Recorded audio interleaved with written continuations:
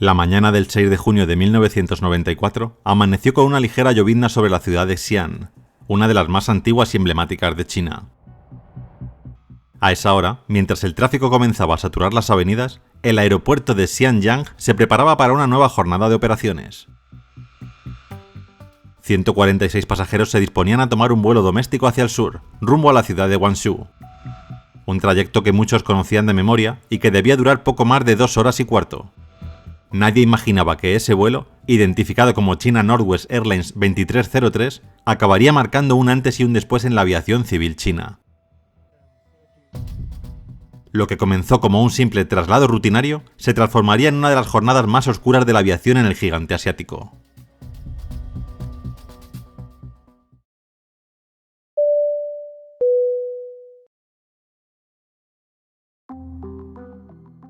...6 de junio de 1994... Aeropuerto Internacional de Xi'an, Xianyang, Shanxi, China. Son las 7:45 de la mañana y aquí el vuelo 2303 de China Northwest Airlines comienza a acomodar a sus pasajeros. El vuelo 2303 tenía prevista su salida desde el Aeropuerto Internacional de Xi'an, Xianyang, en el corazón de la provincia de Shanxi, y su destino final era el aeropuerto de Guangzhou Baiyun, en la provincia de Cantón. Se trataba de una ruta habitual que conectaba dos polos económicos clave, el norte histórico y el creciente sur industrial de China. El trayecto cubría aproximadamente 1.200 kilómetros en dirección sureste, atravesando paisajes montañosos, extensas llanuras agrícolas y zonas densamente pobladas. En condiciones normales, el viaje debía durar unas 2 horas y 15 minutos. La tripulación esperaba un vuelo tranquilo, aunque el despegue se realizaría bajo un cielo nublado y con lloviznas intermitentes, típicas de la temporada de lluvias en Xi'an. La aeronave asignada para el vuelo era un Tupolev Tu-154M, matrícula B2610, un modelo trirreactor de origen soviético ampliamente utilizado en China durante las décadas de 1980 y 1990. El avión había sido fabricado en 1986 por la planta Kuibysev y contaba con 3 motores Soloviev, conocidos por su gran potencia. Este Tu-154M acumulaba más de 12.500 horas de vuelo y más de 6.600 ciclos, cifras elevadas, pero dentro de los márgenes operativos. Había sido transferido desde la antigua Administración de Aviación Civil de China a China Northwest Airlines en 1988, tras la reestructuración del sector aéreo. China Northwest Airlines era una de las aerolíneas creadas tras la fragmentación de la CAAC a finales de los años 80. Operaba principalmente rutas regionales y nacionales desde Xi'an, con una flota compuesta en su mayoría por aeronaves de origen soviético. En aquel momento, la aviación civil china atravesaba un periodo de expansión acelerada, pero también de carencias en infraestructura y mantenimiento técnico. La presión por cubrir más rutas con recursos limitados llevó a las compañías a externalizar ciertos servicios de mantenimiento y a operar en ocasiones con procedimientos poco estandarizados. La cabina estaba liderada por el capitán Li Ganqiang, piloto experimentado con varios años de servicio en rutas nacionales. A su lado se encuentra el segundo capitán Xin Tiankai y el primer oficial Yang Min. También se encontraban en cabina el piloto Zhang Nanjing y el ingeniero de vuelo Kang Youfa, completando una tripulación técnica numerosa, como era habitual en los aviones soviéticos de esa época. En el compartimento de pasajeros trabajaban 9 miembros de cabina encargados del servicio a bordo y de la atención de los pasajeros que ocuparían ese vuelo. El ambiente, antes del embarque, era relajado, pese a la llovizna y el cielo gris. A bordo viajaban 146 pasajeros, de los cuales la mayoría, 133, eran ciudadanos chinos. Sin embargo, el vuelo tenía un perfil internacional poco habitual para una ruta doméstica. Se encontraban también pasajeros de Italia, Estados Unidos, Francia, Rusia, Canadá, Corea del Sur, Indonesia, Singapur, Malasia, Taiwán y Vietnam. La diversidad de nacionalidades reflejaba la apertura progresiva de China en aquellos años, en pleno auge económico tras las reformas de Deng Xiaoping. En total, 160 personas a bordo del Tupolev.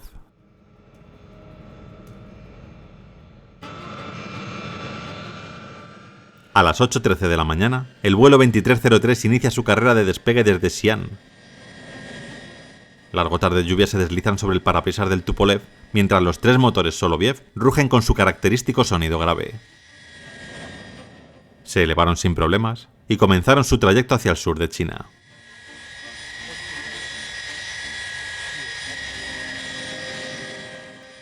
A bordo, los pasajeros sienten el empuje del ascenso. Algunos se acomodan, otros observan por la ventanilla la ciudad que queda atrás envuelta en una capa gris. En cabina, el capitán Lee y su tripulación comienzan los procedimientos normales de salida. Sin embargo, apenas 24 segundos después del despegue, algo llama su atención. El avión parece flotar de manera anómala, sin responder con firmeza a los mandos. Se escucha un zumbido extraño, como una vibración metálica que recorre la estructura. El capitán reduce potencia ligeramente intentando estabilizar la aeronave. El Tu-154 mantiene una velocidad de unos 400 km por hora, pero los instrumentos muestran pequeñas oscilaciones en el rumbo. 3 minutos más tarde, el avión sobrevuela la ciudad de Xi'an y vira hacia el sureste. A las 8:16, los pilotos reportan al control que no son capaces de seguir el rumbo establecido y están sufriendo desviaciones de 20 a 30 grados. Pese a ello, continúan la ascensión.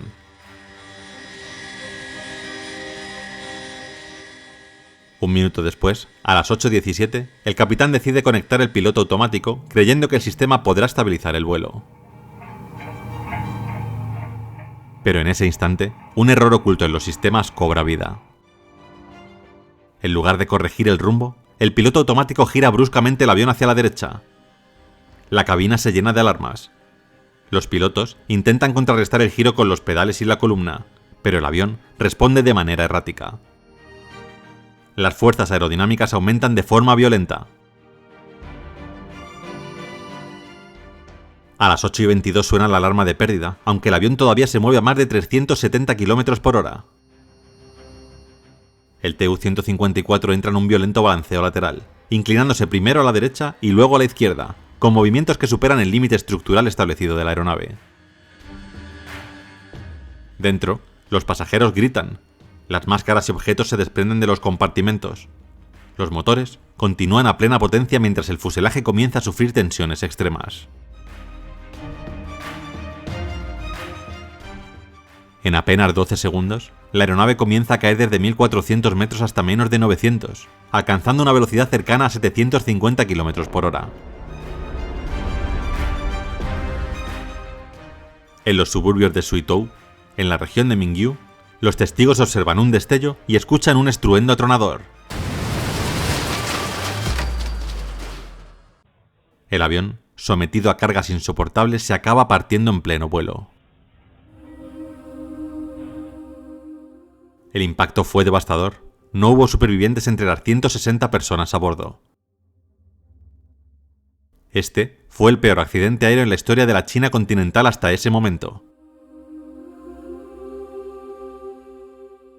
Los cuerpos fueron recuperados y catalogados a lo largo de la jornada, bajo estricta coordinación forense. La tragedia conmocionó al país entero y llevó a un intenso debate sobre la seguridad aérea.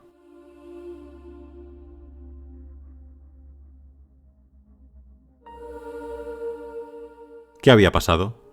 ¿Qué problema tenía el avión para que los pilotos no pudieran controlarlo? Cuando los equipos de rescate y las unidades del Ejército Popular de Liberación llegaron a la zona, el panorama era sobrecogedor. Los restos del Tupolev Tu-154M estaban dispersos a lo largo de casi 30 kilómetros, abarcando aldeas, campos de trigo y arrozales. La magnitud de la fragmentación dejaba claro que el avión se había desintegrado en el aire, antes del impacto. No había indicios de explosión ni de incendio previo, todo apuntaba a una ruptura estructural catastrófica. Durante días, centenares de técnicos y peritos recorrieron la zona marcando cada pieza encontrada. Las más pequeñas, fragmentos de fuselaje, asientos, paneles eléctricos, fueron almacenadas en hangares improvisados. El objetivo era reconstruir la secuencia de fallos, pieza a pieza, hasta entender por qué un avión que había despegado normalmente se partió en pleno vuelo. El equipo de investigación del Ministerio de Aviación Civil de China, apoyado por ingenieros rusos familiarizados con el Tu-154, centró su atención en el sistema de control de vuelo. En los restos del compartimento técnico hallaron una anomalía inquietante. Los cables y conectores del piloto automático no coincidían con el esquema original del fabricante. Tras compararlo con diagramas suministrados por la planta Kuybyshev, confirmaron lo impensable. Durante un mantenimiento previo realizado la noche anterior, los técnicos habían intercambiado los canales de control del piloto automático. El canal de cabeceo, que controla el ascenso y descenso del avión, había sido conectado al canal de viraje, responsable de las inclinaciones laterales, y el canal de viraje, a su vez, había sido unido al de cabeceo. En la práctica, esto significaba que cuando el piloto automático intentaba subir, el avión giraba, y cuando intentaba girar, el avión bajaba o ascendía bruscamente. Un error invisible a simple vista, pero suficiente para generar una oscilación cruzada imposible de controlar.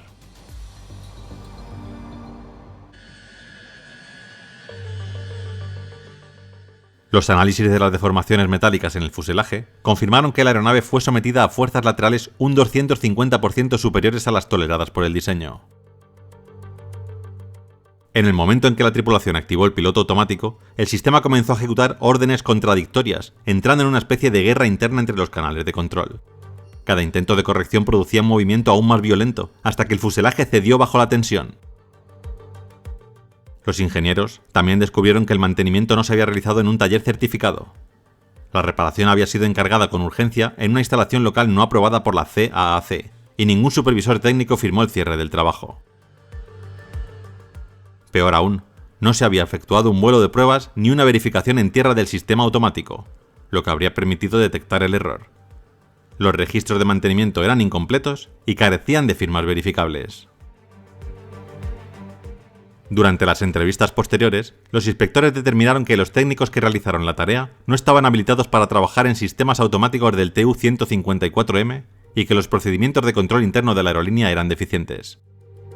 En otras palabras, el fallo no fue un descuido individual, sino el resultado de una cadena de negligencias estructurales dentro de una industria en expansión desordenada.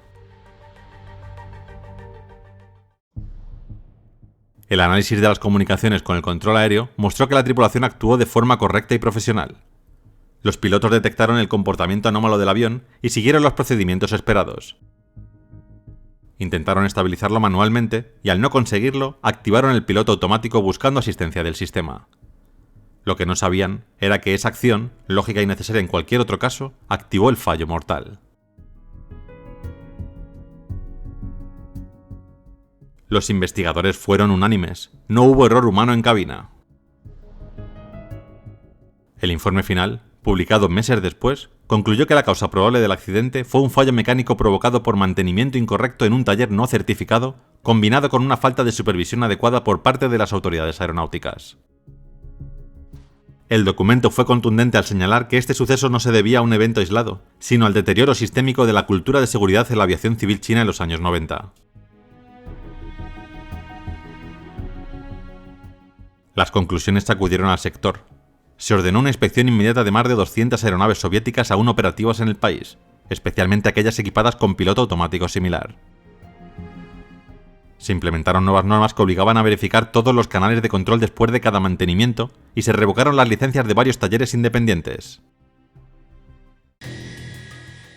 Pero, ¿por qué los pilotos notaban que los controles no eran normales incluso en modo de vuelo manual? En los Tu-154M, el piloto automático estaba acoplado al Sistema Automático de Control de Vuelo, AFCS. Aunque el piloto lo tenga en off, los amplificadores y actuadores del sistema permanecen físicamente en la cadena de control. Si uno de esos canales está mal cableado o no centrado correctamente, puede introducir resistencias o señales parásitas en los mandos.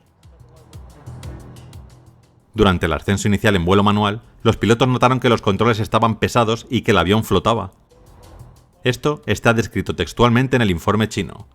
Eso ocurría porque el servo del canal cruzado del piloto automático intentaba compensar falsamente los movimientos de cabeceo, generando pequeñas fuerzas opuestas en los mandos. El avión entraba en ligeras oscilaciones de actitud que no se correspondían con los movimientos que hacían los pilotos. Como resultado, se producía una sensación de control elástico o retardado, donde el avión respondía con lentitud o con un pequeño sobreviraje. Es decir, incluso en manual, el sistema defectuoso interfería físicamente en la columna de control y los alerones. No era un fallo completo, pero sí suficiente para que el avión pareciera raro o inestable en el ascenso. Tras esta investigación, y en un movimiento sin precedentes, el gobierno chino decidió además retirar progresivamente todos los Tupolev Tu-154 del servicio civil, considerando que su complejidad técnica y dependiendo del mantenimiento externo representaban un riesgo inaceptable. Con el tiempo, el caso del vuelo 2303 se convirtió en referencia obligada en las academias de aviación china, un recordatorio de cómo una simple conexión invertida en un sistema puede desencadenar una tragedia nacional. El accidente no solo expuso una falla mecánica, sino también una fractura profunda en la gestión de seguridad. Y esa lección cambió la aviación china para siempre. El gobierno impuso nuevas normas de certificación y control para los talleres de mantenimiento y China Northwest Airlines fue puesta bajo supervisión directa. Años después, en 2003, la aerolínea se fusionaría con China Eastern Airlines, dejando atrás su nombre, aunque el número de vuelo 2303 seguiría utilizándose con la misma ruta, como un recordatorio silencioso. Con el caso del vuelo 2303, podemos llegar a entender hasta qué punto la aviación depende de la precisión humana. No fue una tormenta, ni una falla estructural, ni una decisión desesperada en cabina. Fue un pequeño error de conexión, casi invisible, cometido horas antes de despegar. Un fallo que transformó un vuelo rutinario en una tragedia. En aviación, cada cable, cada tornillo y cada firma en un informe tienen un peso enorme. Porque al final, para los que están en el aire, la confianza se construye en tierra.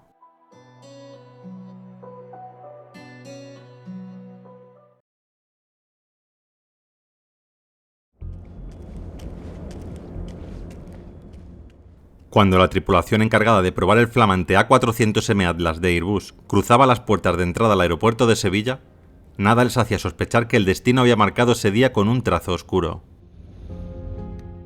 6 almas subieron a bordo del A400M aquella mañana, confiados en la tecnología que prometía ser el futuro. Pero algo invisible ya estaba en marcha. ¿Qué pasa cuando la tecnología más avanzada falla en el momento equivocado?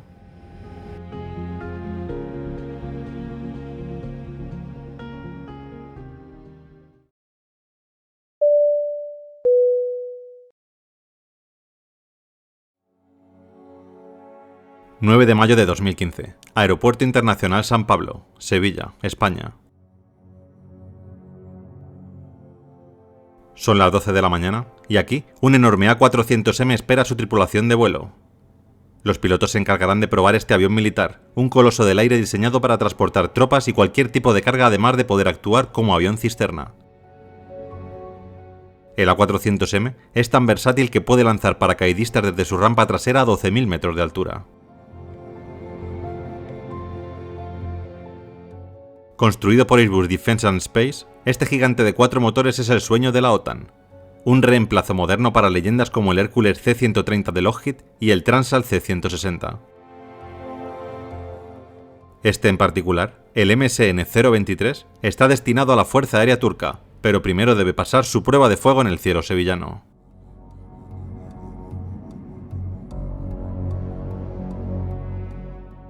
El primero de los A400M empezó a ser ensamblado en Sevilla en la planta de Airbus en octubre de 2006. El 26 de junio de 2008 tuvo lugar en esta ciudad la ceremonia de presentación mundial del primer A400M terminado. La ceremonia, tradicionalmente conocida como Rollout en el sector aeronáutico, estuvo presidida por el rey Juan Carlos I de España y el 18 de noviembre de 2009 tuvo lugar el primer encendido simultáneo de los 4 motores, fijándose para la semana del 7 al 13 de diciembre el primer vuelo. Por fin, con 3 años de retraso, el primer vuelo del A400M se realizó el 11 de diciembre de 2009. De vuelta a 2015, a bordo del MSN-023, 6 expertos de Airbus están listos para poner a prueba esta máquina. Al mando, Jaime de Gandarillas, el piloto principal, un hombre con la calma de quien sabe lo que hace. A su lado, Manuel Regueiro, el copiloto, atento a cada detalle desde el asiento derecho. José Luis de Augusto, ingeniero de vuelo, es el cerebro técnico del equipo, revisando sistemas en tiempo real. Gabriel García Prieto y Gesualdo Martínez, ingenieros de pruebas, están aquí para analizar cada movimiento del avión. Y por último, Joaquín Muñoz Anaya, el mecánico, listo para actuar si algo falla. Tanto Jaime como Manuel son veteranos en vuelos de prueba, acostumbrados a llevar aviones al límite.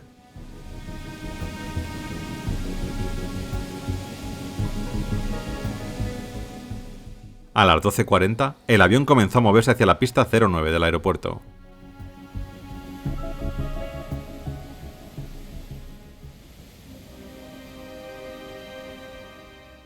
A las 12:54, Jaime, el comandante, empuja los aceleradores y comienzan a rodar por la pista de despegue.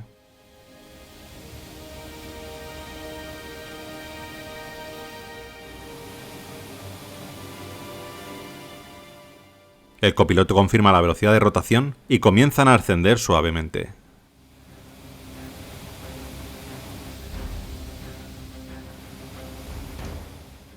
El A400 comienza un giro de 90 grados hacia la izquierda, rumbo al norte. José Luis, Gabriel, Gesualdo y Joaquín miran sus pantallas. Todo parece perfecto. Rápidamente alcanza los 400 pies, unos 120 metros de altura, volando a 320 km por hora.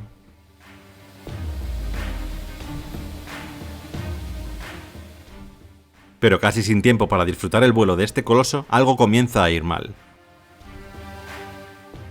El avión pierde potencia, la velocidad se estanca y comienzan a descender. Los motores 1, 2 y 3 no están respondiendo. El comandante intenta ajustar la potencia de nuevo, moviendo las palancas hacia detrás y hacia adelante, pero los motores no responden. El ingeniero confirma el problema. Los motores 1, 2 y 3 están bloqueados al ralentí y no proporcionan suficiente potencia como para seguir volando. En ese momento el copiloto agarró la radio y contactó con la torre de control del aeropuerto de Sevilla. Torre, tenemos un fallo mecánico, solicitamos aterrizar.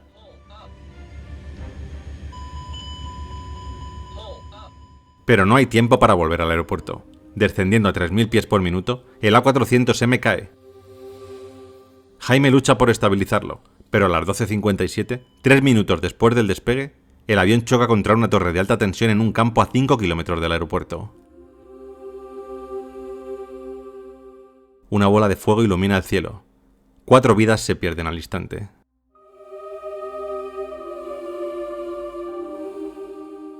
Los restos arden en un campo cerca de la Rinconada. Un agricultor local corre hacia el lugar arriesgando todo para ayudar. Bomberos y equipos de emergencia llegan rápido desde Sevilla. Entre el metal retorcido, encuentran a José Luis de Augusto, ingeniero de vuelo, y a Joaquín Muñoz Anaya, mecánico de Airbus gravemente heridos pero vivos. Tristemente, Jaime, Manuel, Gabriel y Gesualdo no tuvieron esa suerte. El aeropuerto cierra y todos los vuelos son desviados a Málaga y a Jerez.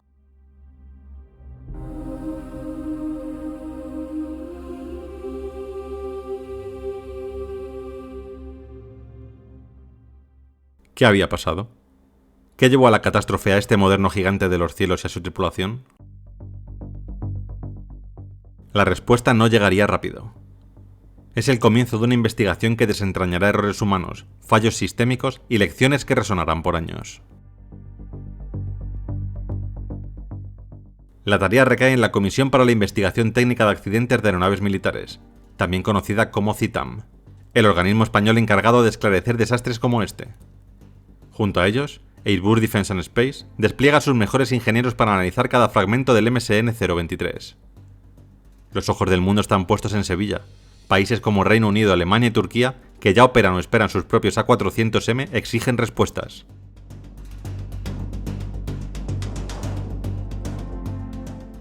El primer paso es recuperar las cajas negras, la grabadora de datos de vuelo, FDR, y la grabadora de voz de cabina, CVR.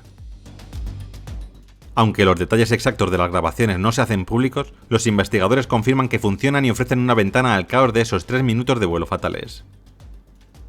La FDR muestra que el avión alcanzó una altitud máxima de 526 metros, apenas 1725 pies, antes de caer a una velocidad vertiginosa de 3000 pies por minuto. La CVR, por su parte, captura la voz de Manuel Regueiro informando a la torre: «Tenemos un fallo mecánico, necesitamos aterrizar». Pero no había tiempo para más. La atención se centra en los motores.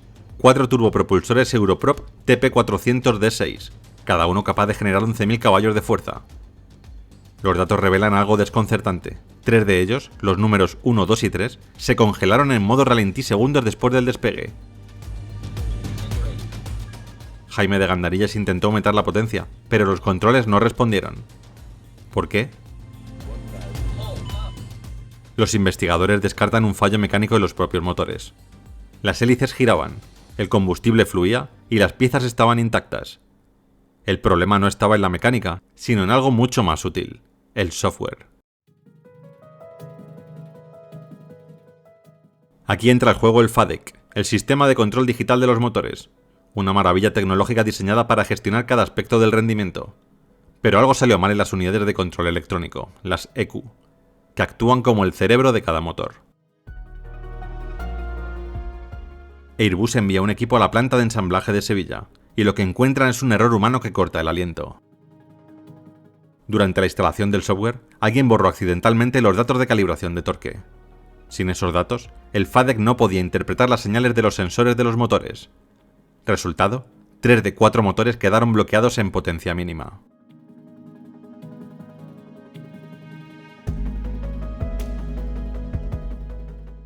El 3 de junio de 2015, menos de un mes después del accidente, Airbus emite un comunicado preliminar.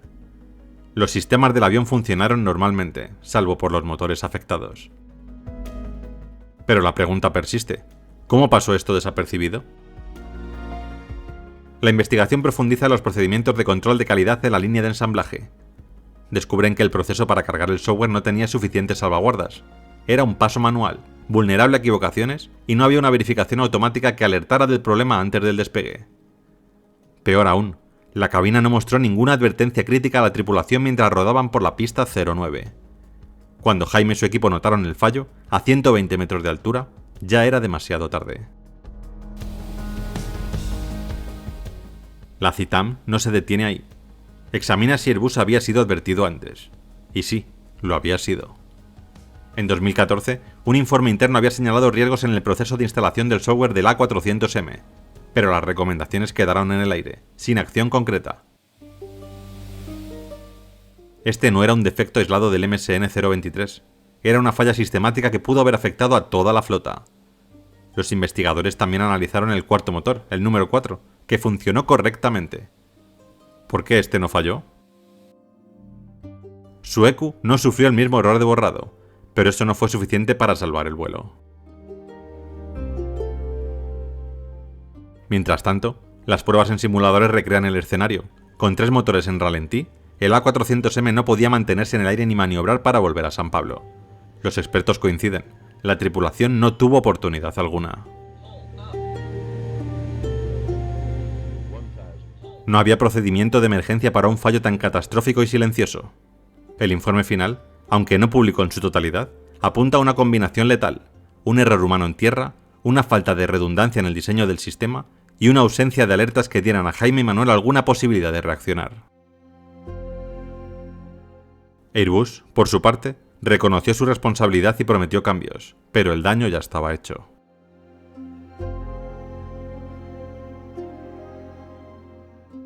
El accidente del MSN 023 se convierte en un caso de estudio sobre cómo la dependencia de la tecnología, sin los controles adecuados, puede llevar a la tragedia. Este accidente sacudió a toda la industria. Airbus ordenó inspecciones urgentes en toda la flota de A400M el 19 de mayo de 2015. Países como España, Reino Unido y Turquía suspenden los vuelos de prueba hasta aclarar el caso. Se implementaron nuevas verificaciones en el software y alertas en cabina para evitar otro desastre. La EASA, la Agencia Europea de Seguridad Aérea, aprueba los cambios y los vuelos se reanudan en junio. Pero el costo ya está pagado: 4 vidas y una lección imborrable.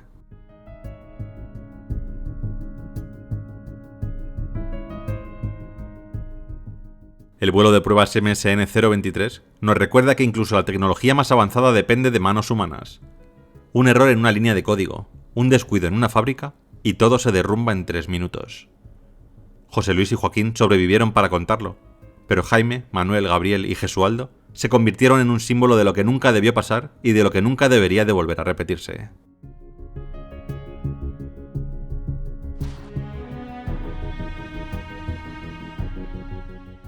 En Sevilla no hay un memorial público específico, pero el recuerdo vive en la comunidad aeronáutica.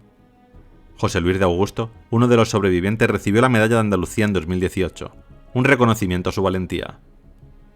Hoy, aquí, honramos a los 4 que no volvieron.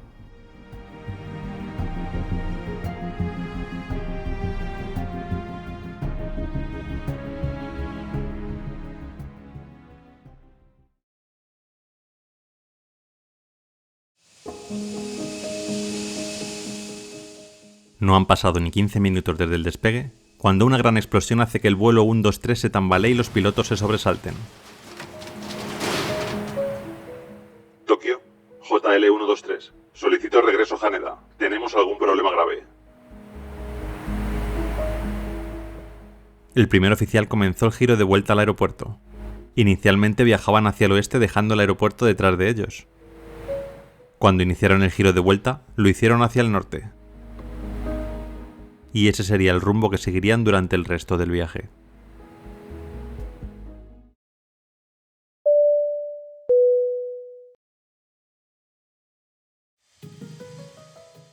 ...12 de agosto de 1985... Aeropuerto Internacional de Haneda, Tokio, Japón.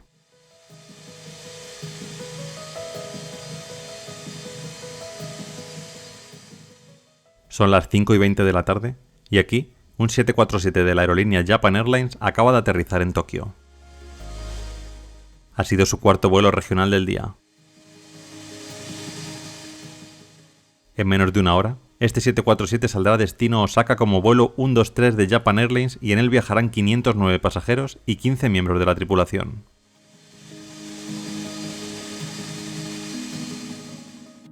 Cada mes de agosto, millones de japoneses celebran la festividad de Obon, una época en la que las familias regresan a sus antiguos hogares para reunirse en honor a sus antepasados.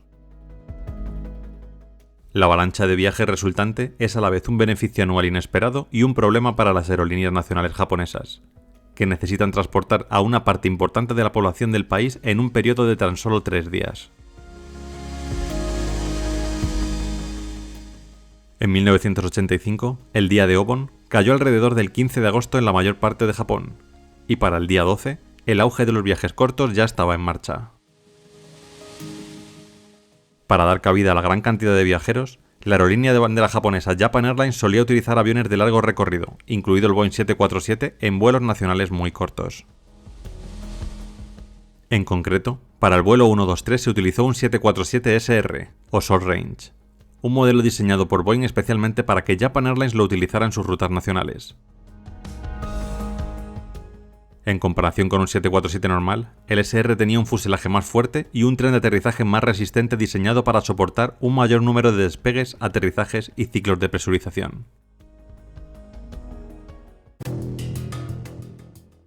El avión en particular que iba a operar el vuelo 123 era el JA8119, un Boeing 747R de 11 años de antigüedad fabricado en 1974 y entregado directamente a Japan Airlines. El JA8119 no era ajeno a los problemas. De hecho, ya había estado involucrado en un accidente antes. El 2 de junio de 1978, el avión estaba aterrizando en Osaka como vuelo 115 de Japan Airlines cuando el piloto se inclinó demasiado hacia arriba durante el aterrizaje. La cola golpeó la pista, causando daños importantes en el revestimiento trasero del fuselaje, el mamparo de presión trasero, el sistema de control del estabilizador horizontal, las puertas de la APU y en varios elementos estructurales más.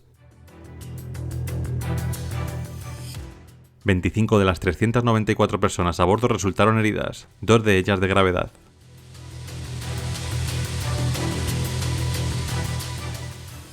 El avión quedó fuera de servicio durante un tiempo como consecuencia del accidente y tuvo que ser trasladado a un centro de reparación para realizarle reparaciones exhaustivas. La magnitud de las reparaciones fue tal que Japan Airlines no tenía la experiencia necesaria para arreglarlo todo por sí sola. Por lo que la empresa contrató un equipo de reparación de Boeing con base en Tokio. Algunos de los daños más importantes que se produjeron durante el accidente se produjeron en el mamparo de presión de popa.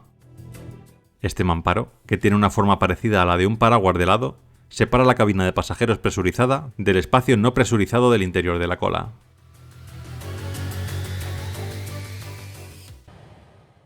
A los mandos del vuelo 123 está el capitán Masami Takahama, de 49 años de edad, experimentado capitán e instructor de vuelo que acumulaba más de 12.400 horas de vuelo. Junto a él está el primer oficial Yutaka Sasaki, de 39 años y que estará a los mandos de la aeronave bajo la supervisión del capitán Takahama. También en cabina estará el ingeniero de vuelo Hiroshi Fukuda, de 46 años. Por fin, a las 18:05 el vuelo 123 comenzó a moverse hacia su pista asignada para el despegue.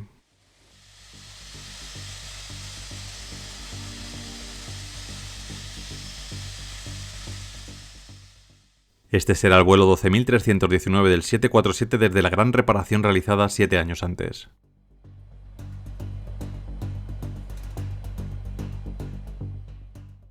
A las 18:12 comenzó a rodar por la pista de despegue.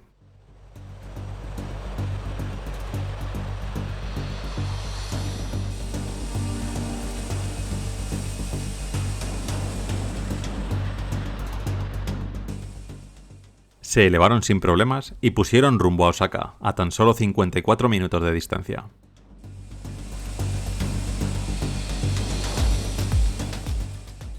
Rápidamente, comenzaron el ascenso hacia los 24.000 pies que tenían como nivel de vuelo asignado.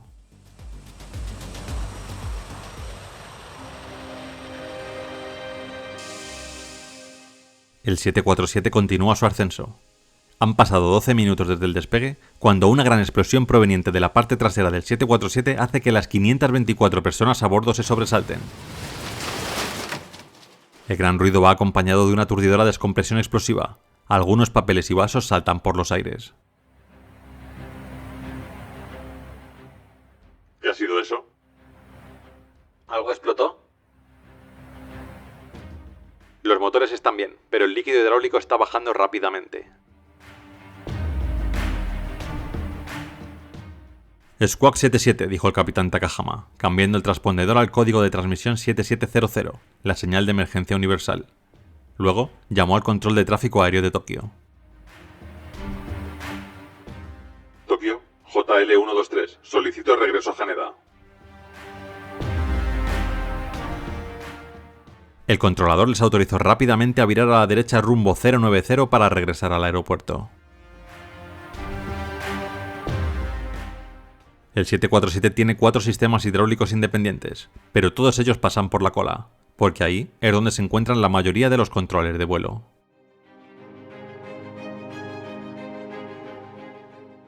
Pronto se darían cuenta de que el problema estaba en esa zona. La explosión había destrozado la cola del avión llevándose consigo parte del timón y cortando los 4 sistemas hidráulicos del 747.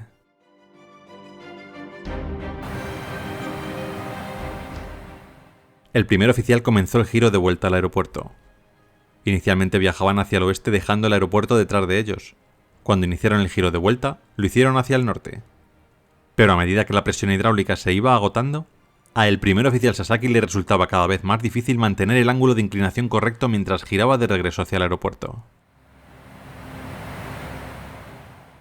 Todo el líquido hidráulico se ha ido.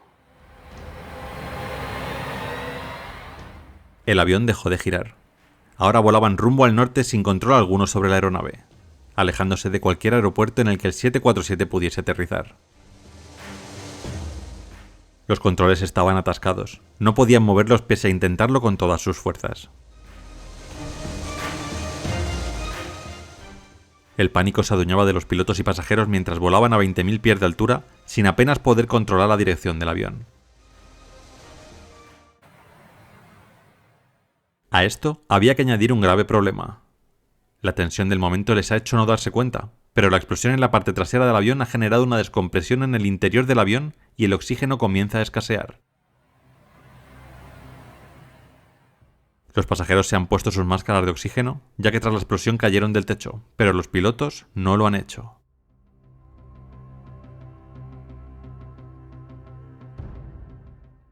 El controlador de vuelo se ha dado cuenta de que el giro tan solo se ha hecho hasta la mitad, y ahora el vuelo 123 vuela hacia el norte.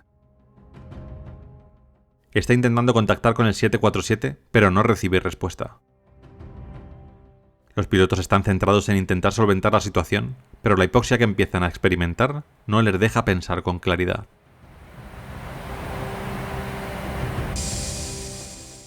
Unos minutos después, la pérdida de presión hidráulica en los controles hace que el avión entre en un ciclo fugoide. En un ciclo fugoide, el avión desciende poco a poco y gana velocidad hasta que empieza a elevarse por sí solo, entrando en un ascenso que a su vez hace que pierda velocidad hasta que se inclina y entra de nuevo en un descenso. En el caso del vuelo 123, el avión se embarcó rápidamente en un movimiento fugoide con periodos de 90 segundos, una amplitud de 3.000 a 5.000 pies y un ángulo de cabeceo que variaba entre 15 grados con el morro hacia arriba y 5 grados con el morro hacia abajo.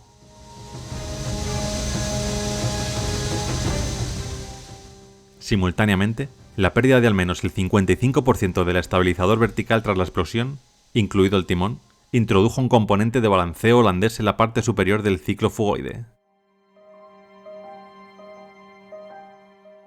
En un balanceo holandés, un avión sin estabilización lateral comienza a comportarse como un remolque que patina en la autopista, balanceándose y guiñando de un lado a otro con un periodo regular.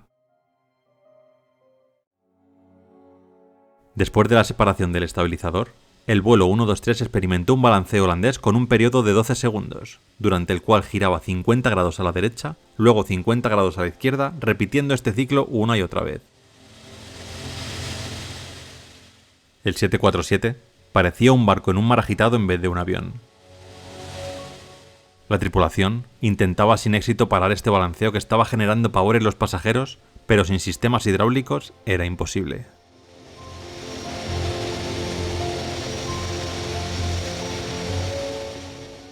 Mientras el avión seguía cabeceando y balanceándose sin control, la tripulación recurrió a lo único que aún podían controlar: los motores.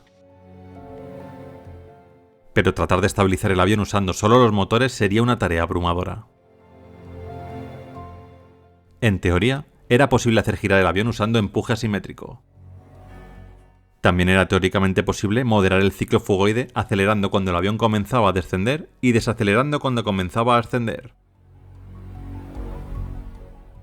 Pero hacer ambas cosas al mismo tiempo era imposible, porque los cambios en la potencia del motor, especialmente de manera asimétrica, tendían a exacerbar el balanceo holandés. Y si la potencia del motor se mantenía constante para amortiguar el balanceo holandés, eso aumentaría el movimiento fugoide. El caos, el miedo y la hipoxia estaban llevando al límite a los pilotos.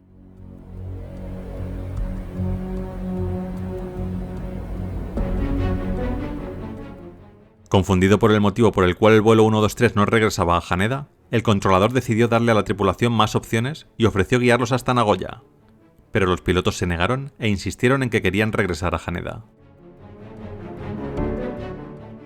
Al percibir que la tripulación tenía dificultades para comunicarse claramente en inglés bajo presión, el controlador permitió que la conversación cambiara al japonés.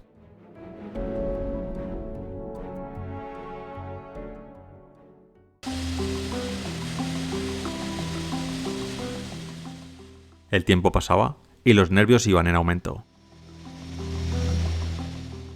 En la cabina solo se escuchaban gritos de los dos pilotos. ¡Baja el morro! ¡Morro arriba! ¡Potencia!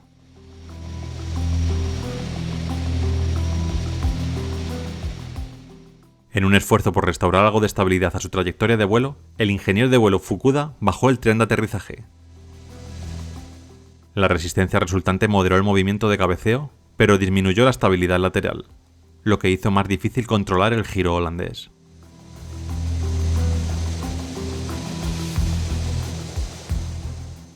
Por fin, usando empuje diferencial en los motores, los pilotos lograron iniciar un viraje a la derecha hacia Haneda, pero no pudieron detener el giro una vez lo iniciaron.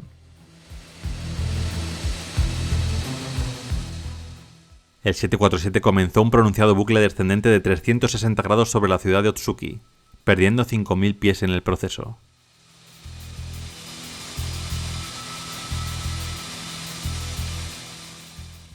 Sin previo aviso, el avión entró en otro terrible descenso, perdiendo miles de pies en menos de un minuto.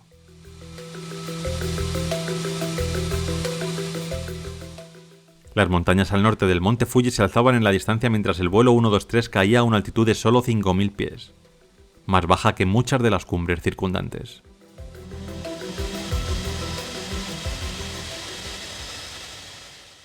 Cuidado ahí, una montaña. Máxima potencia. Cuando parecía que el final era inminente, el avión comenzó un rápido ascenso con el que evitó las cumbres más cercanas. El 747 volvió a los 8.000 pies, aunque durante este ascenso perdió tanta velocidad que los controles de los pilotos comenzaron a vibrar avisando de una inminente entrada en pérdida.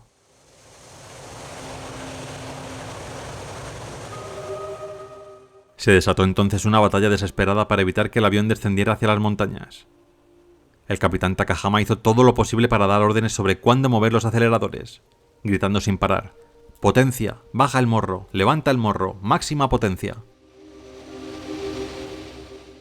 Mientras, el avión ascendía, se detenía, descendía y volvía a ascender repetidamente. Pero los motores no responden a las órdenes de empuje de forma instantánea, y resultó imposible ajustar sus órdenes con la suficiente precisión para recuperar el control.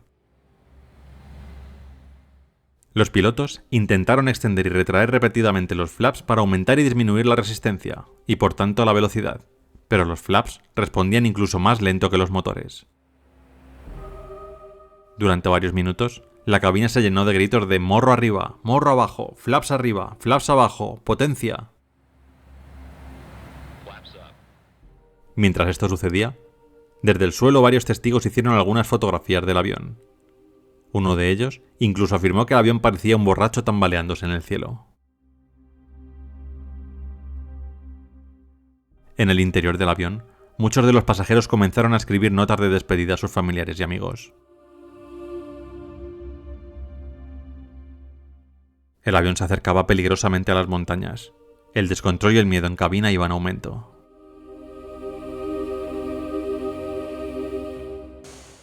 Estos fueron los últimos segundos grabados por la grabadora de voz de cabina, quizá una de las grabaciones más terribles en la historia de la aviación.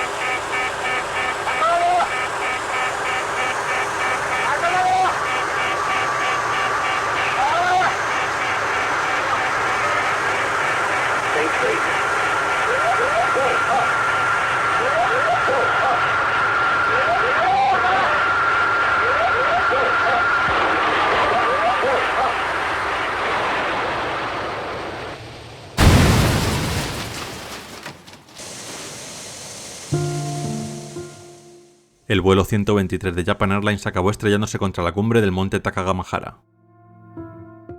Los pilotos no se rindieron en ningún momento y lucharon hasta el último segundo. 520 personas perdieron la vida en este terrible accidente.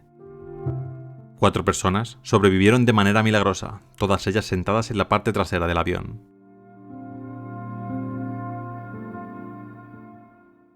A día de hoy, este vuelo sigue siendo el más grave en cuanto a víctimas mortales involucrando una sola aeronave.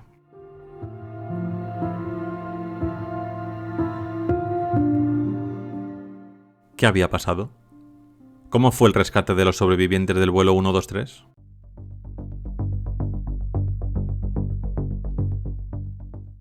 En el aeropuerto de Haneda y en la cercana base aérea de Yokota, los controladores vieron con horror cómo el 747 con 524 personas a bordo desaparecía de sus pantallas del radar. Se hicieron varios intentos más de contactar con el vuelo, todos ellos en vano. Apenas un minuto después del accidente, los peores temores de todos se confirmaron cuando un avión militar japonés informó de una enorme explosión en las montañas de Nagano.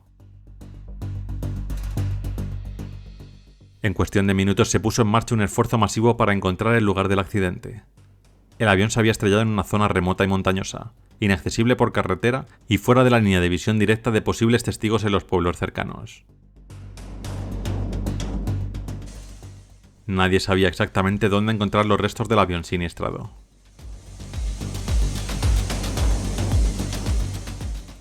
Tras enterarse de que el avión había desaparecido en las inmediaciones de su ruta de vuelo, un C-130 de la Fuerza Aérea de los Estados Unidos logró localizar desde el aire los restos en llamas del 747, unos 25 minutos después del accidente, e informó a las autoridades japonesas de las coordenadas. Pudieron ver fuego y escombros esparcidos por una amplia zona, pero poco que fuera reconocible como parte de un avión. Por radio, uno de los miembros de la tripulación dijo: «Dudo que haya supervivientes». Según los testimonios de la tripulación del C-130, que se hicieron públicos años después, la Fuerza Aérea ofreció enviar un helicóptero con equipos de rescate para descender hasta los restos, pero el gobierno japonés nunca aceptó la propuesta. En base al terreno y el informe de la tripulación del C-130, se supuso que no era posible que hubiera supervivientes, y, en ausencia de tal urgencia, las autoridades locales prefirieron organizar la búsqueda por sí mismas. Resultó ser un error de cálculo fatal.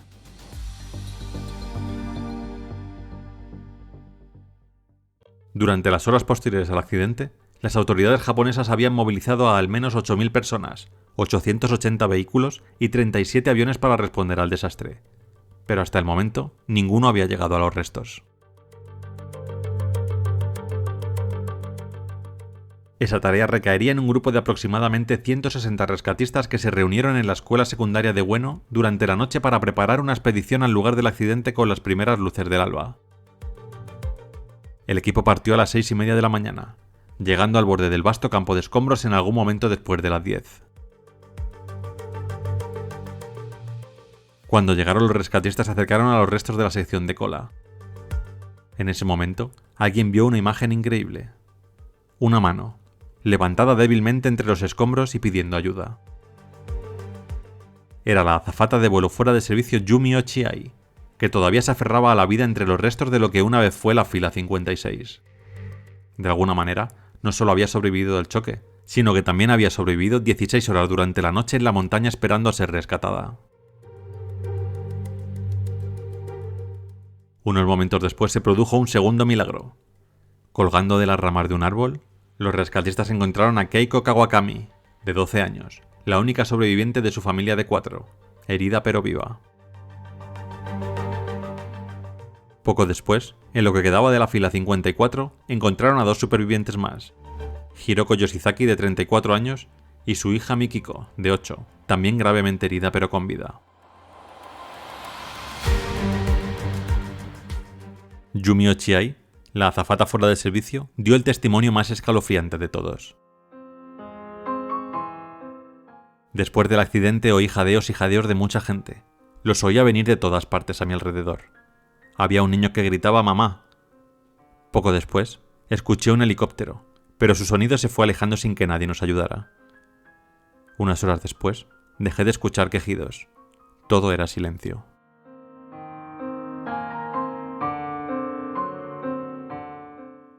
Yumi Ochiai había revelado una terrible verdad sobre el accidente del vuelo 123 de Japan Airlines.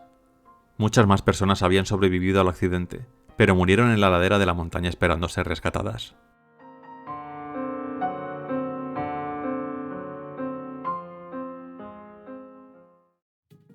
Los investigadores revelaron que el motivo de la explosión en la cola del avión fue una reparación mal hecha 7 años atrás.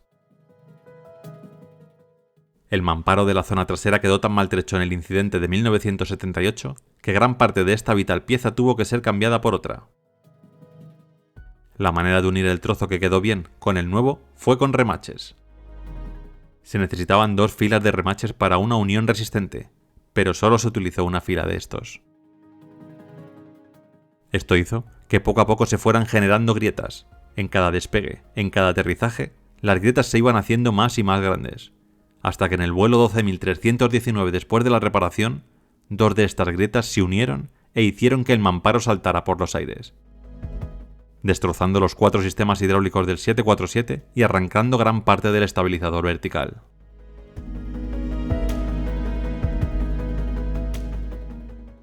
Un oficial de Japan Airlines, que había coordinado el mantenimiento de aviones en el aeropuerto de Haneda, incluido el de este 747, se suicidó en el mes de septiembre de 1985.